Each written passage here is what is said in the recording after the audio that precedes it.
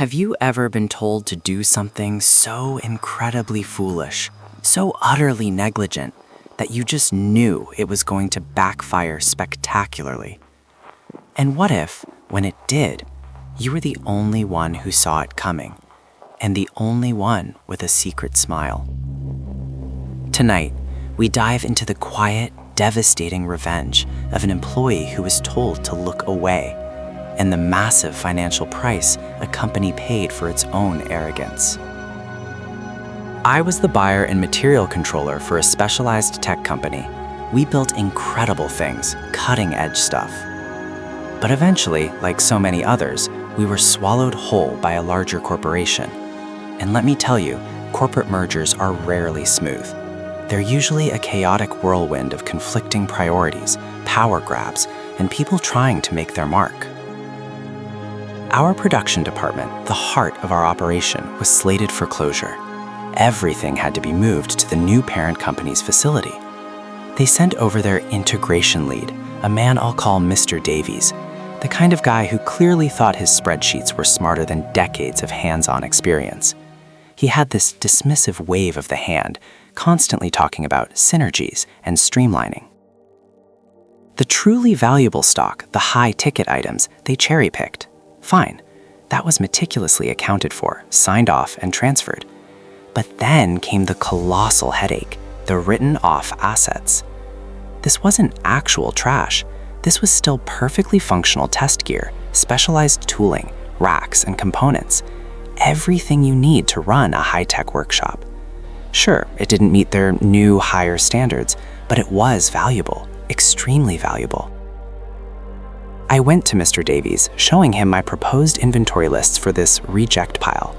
I explained that while it was technically written off on paper, it still had significant resale or operational value. Mr. Davies, I said, this multimeter alone is worth hundreds, and we have dozens. The specialized test rigs are thousands each. We really need to track this, even if it's just for scrap value. He just looked at me with that condescending smirk. "Don't bother," he said, waving his hand. "We'll sort it at our facility. Scrap what we don't want, keep what meets our standards. It's not your problem anymore. Just get it out of here." Think about that. An entire department's worth of functional, specialized equipment deemed not worth listing by someone who had no idea what he was looking at. A direct order to stop doing my job, to stop tracking valuable company assets. And so I didn't. I did exactly what I was told. When the transport trucks arrived for their reject pile, they just loaded everything that was on the shop floor. No inventory, no sign-offs from my end, just a big pile of who cares. But here's the thing about closing down a beloved department. The old team often comes by for one last look. Engineers, technicians, the very people who built and used this equipment. They knew what was valuable, even if Mr. Davies didn't. They saw an opportunity. And as the person specifically instructed not to track or control any of that expensive gear, I made a point of not noticing anyone walking off with anything. Let's do the math on Mr. Davies' arrogance. A single high-end multimeter, maybe $800. A specialized power supply, easily $1,500. A set of precision screwdrivers, $150.